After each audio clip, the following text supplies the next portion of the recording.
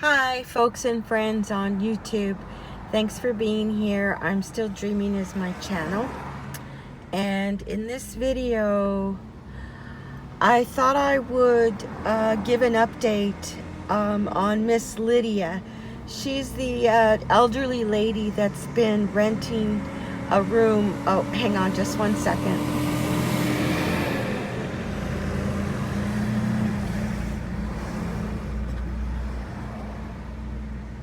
Miss Lydia is the elderly lady who's been renting a room from me for over a year now, and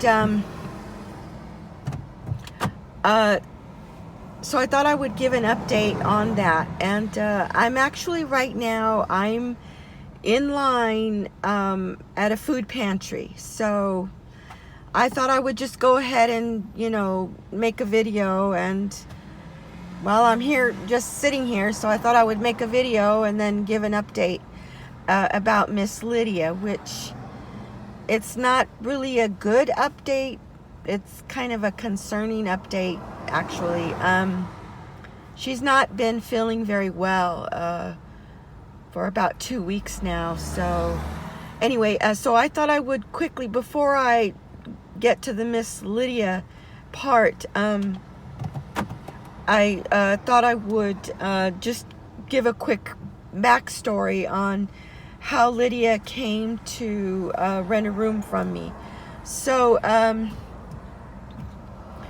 a nutshell, this is basically what happened. So in a nutshell, we were having problems with my son. Okay, so the problems escalated to a point where myself, my daughter, and my husband weren't even feeling comfortable with my son living with us in the house. So essentially, I had to kick my son out. And that was a hard thing to do, but I really didn't have another, that was the position that I was put in. So thankfully, by the grace of God, thankfully for my son, I have a sister who lives close by, and she was willing to take my son in. So my son was not living with us for 16 months. This was all happening in 21, the beginning of 21, post COVID. So my son is not living with us, and I needed to think of a way. I needed to figure out a way to supplement some income. So I had the idea, which I've done before, years. I've done it before, so I kind of know the process of it. So I decided to go ahead and rent. I decided to go ahead and rent a room out. So that was 2 months after my son, was asked to leave. And so that was in January. Then in March, I was able to rent my son's room. Well, I had another spare room, so I decided to just go ahead and rent a second room. So for 6 months, I was renting 2 rooms out of my home. It's not a big house. It's really not a big house, but there's 4 bedrooms and 2 bathrooms. So I had another spare room. So for 6 months, I decided to rent these 2 rooms out. So in that time, I was hoping that my son would turn things around for himself and eventually come back to the house, and we could just go on with our life. But it wasn't happening. That wasn't happening. So I began to think, maybe I should just sell my house. Just go ahead and put my house up for sale and move away. And because anyway, I really did want to, in my heart, I really didn't want to put my house up for sale, but for financial reasons, I was kind of stuck between a rock and a hard place. And meaning we were struggling to keep up with the mortgage. It was already a struggle to keep up with the mortgage, and it was getting to be more of a struggle, and it was causing me to have a lot of stress and anxiety and worry and sleepless nights and wondering, and so that's kind of where I started to think maybe I'll just put my house up for sale.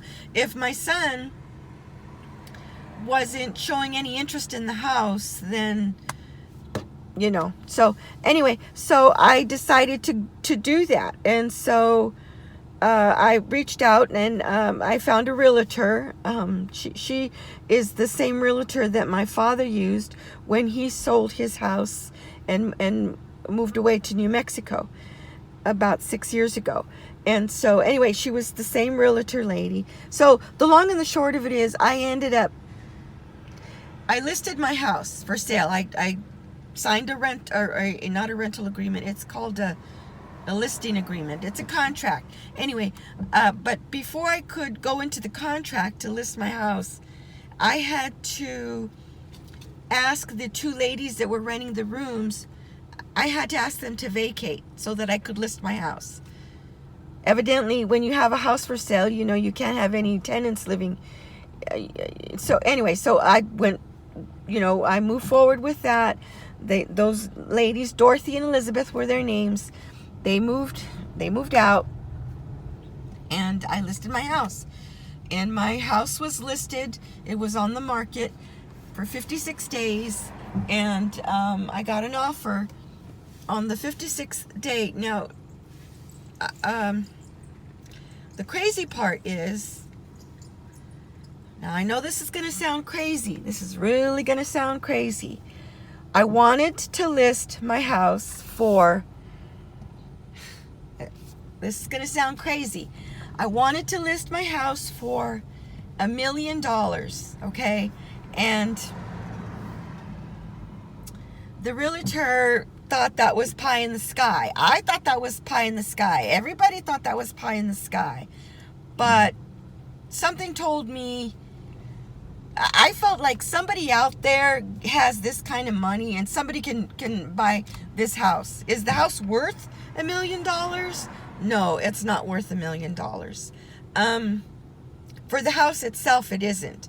But for the location of the house, it's worth it. I know I probably sound exaggerating, but here's the thing. Okay, so she told me, she talked to me, and we talked it over, and basically in so many words she was telling me that's kind of ridiculous. So I said that I would come down to $950. Okay, was it $950 or $975? It was $975. I listed my house for $975,000. Okay, and I signed an agreement that, I forget, after 30 days, if I didn't get an offer after 30 days, I agreed that I would come down to, it was either 30 or 60 days. I think it was 30, that I would come down in the price from $975 to $950. Okay, so I started at $975. After 30 days, I came down to $950. So it was listed at $950 for a while, and on the 56th day of it being on the market, I got an offer for the $950. Okay, but what had happened was, before I got the offer, my son and I had a reconciliation. Now that's another whole story, but in a nutshell, my son and I had a reconciliation. My son, thank God, came to his senses and realized, he didn't want to lose the house. He didn't want him and his sister to lose this house. Because the house is in a trust, the house is in a living trust, and I made my son and my daughter the trustees. So when I pass away, the house is gonna, and the house is not completely paid for, so the house is gonna go into the trust, and my son and daughter are the trustees. And I've told them for years. I've told them, look, myself in my lifetime, am I gonna pay off this house? No, I'm not. But it's there's a good chance, it's more than a good chance, that between the two of them, they could pay the house, and someday pay for the house, and someday they could own it outright. And if they decide that they can't live together in this house, they can sell the house and split the proceeds and go on with their life. And anyway, so my son, like I said, came to his senses and realized that, how stupid would that be for us to sell this house? Okay, so when I got the offer on the 56th day, I had to break it to the realtor that I decided that I'm not going to sell my house after all. Okay, so I took my house off the market. My son wasn't ready to come back and live with us. We said, okay, let's wait 6 months and let's see, maybe you can come back in 6 months. My daughter needed a little bit more time. So in the interim, I thought, okay, no problem. I can rent his room for 6 months, 6-8 months, and it'll be fine. So I went on to Craigslist to see if there was anybody out there looking for a room to rent. I found Lydia's posting on Craigslist, and the crazy thing is that she put her post on Craigslist looking for a room to rent just the day before. So I literally found her post the day after she posted it. And so fast forward, now Lydia's living with us. So now as of today, Lydia is not doing very well. As a matter of fact, she was telling me last night that she almost felt like she needed to call for help, an EMT, an ambulance, because she was having a lot of difficulty breathing. And then it's a catch-22, because when she's starting to struggle a lot, and it's becoming too labored for her to breathe, it scares her, it frightens her, and it triggers a panic feeling, and then that ends up making the difficulty in her breathing, it exasperates it even more. And she says the only thing that she can do is just sit completely still and just be completely still and just focus on just breathing. And so that's what's going on right now. That's what was yesterday's thing that we were dealing with. And so anyways, and I shared in a video before that we found a I have to take a drink of my tea, just a second.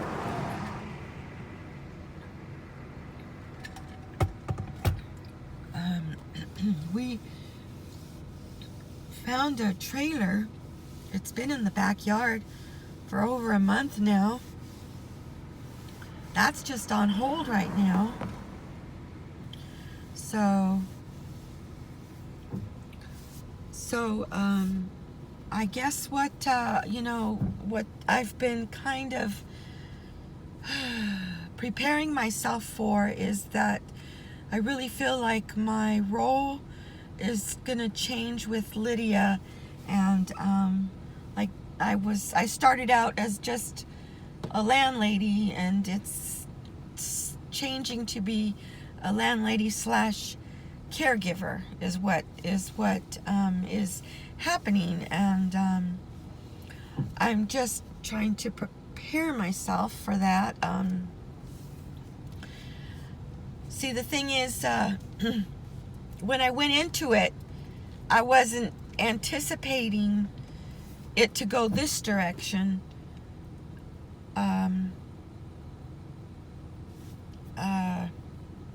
But here we are, and so I wasn't trying to sign up for something like this, but like I was telling Lydia, you know, you know how they say God works in mysterious ways? Well, I believe that, and I told Lydia that the way that Lydia and I met each other and all the circumstances and the way that, you know, because I told Lydia it was, her coming to me was not the best circumstances in the sense of, you know, all the problems that we were having with our son that led up to a point where I couldn't even, I had to kick my son out. And so that was heavy on my heart, you know. It was so conflicting. But God, I didn't know what else to do with him. So I had to, you know, I told myself if it was just me, maybe, you know, it'd be different. But he was causing a lot of stress and anxiety for my daughter and my husband too. And so, yeah, so it wasn't the best reason for me having to open up my home and rent rooms, you know, but I had to do it. So and then the first two ladies lived there for 6 months and left, and then I don't know, 6 months later I ended up having to rent another room out again. And so that's when Lydia came. And then when Lydia came, to be honest, just after a few conversations with Lydia, I kind of, you know, was putting the puzzle together and thinking in my head, gee, if I ever, I began to have a feeling like if I ever needed to ask Lydia or let Lydia know that I needed that room back and that she needed to find another place to live, I just had this sinking feeling that it was not going to be easy for Lydia to do. It just wasn't. That post I found on Craigslist, she didn't even do that. I mean, she had her cabbie, her cab driver. She had very limited resources. She doesn't have a lot of support. She has one son estranged from him, and apart from that, no one else. And so she didn't know how to put a post on Craigslist. Somebody told her, you know, because she was looking for a place to live. Somebody else told her put it on Craigslist. So her cabbie driver helped her with that. And then I saw it the day after, and so. And Lydia is 76, and she has to be on oxygen. You know, she has to have a machine in the room with her and a little tube of oxygen she puts in her nose. And then the thing that's, God, here's the other thing. I didn't know this up until 4 days ago when she finally sat down and needed to talk to me about it. But her hip, evidently, her hip, I asked her yesterday, I went into her room to talk to her, because I told myself I need to know how much pain she's in. So I went in to talk to her, and I said, look, Lydia, when you go see the doctor and they're trying to gauge what pain, they ask you from a scale, you know, on a 1 to 10, what level pain. She told me she's like between an 8 and a 10. And it's been like an 8 and a 10 for over a week now. She's not even coming out of her room anymore. And so she ended up telling me that a doctor told her 4 years ago that she probably needed a hip replacement but she didn't want to have a surgery, and so she did exercises. They gave her physical therapy, and she did that for several weeks, and she said that the problem with her hip went away, and so she thought she didn't need surgery. It just was, she just needed to exercise. Well, for 6 months, she's not been exercising. She's been just... Anyway, so it isn't just Lydia's problem with her breathing now, it's her hip pain on top of it. And so I'm gonna have to step up and be a caregiver, which I'm okay with. I'm fine with it. I am fine with it. This is stuff I've been thinking about for weeks now. I learned from my mom that you're better off, thinking ahead. You always have to be almost kind of 2 steps ahead and thinking like down the road. How are things going to be down the road?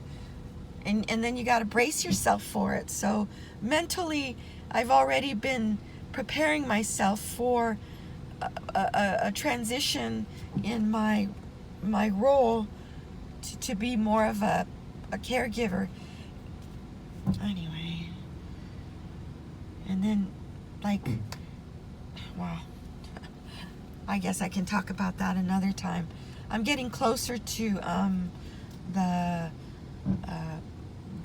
line where it turns around the building, and then that's where they distribute the food pantry boxes. So I'm gonna close for now. Yeah, but I'm glad, because I've been wanting to talk about this a little bit, because maybe somebody out there can relate to what I'm going through, and yeah, that's it. So all right, well, I guess I'm gonna close for now. It was nice talking. Like they say, it's therapeutic. You get a chance to talk things out, and then you kind of hear yourself, and it kind of helps to just keep moving forward, basically, and not being so afraid of moving forward. All right, you guys, well, I'll see you, talk to you another time. Okay, bye now.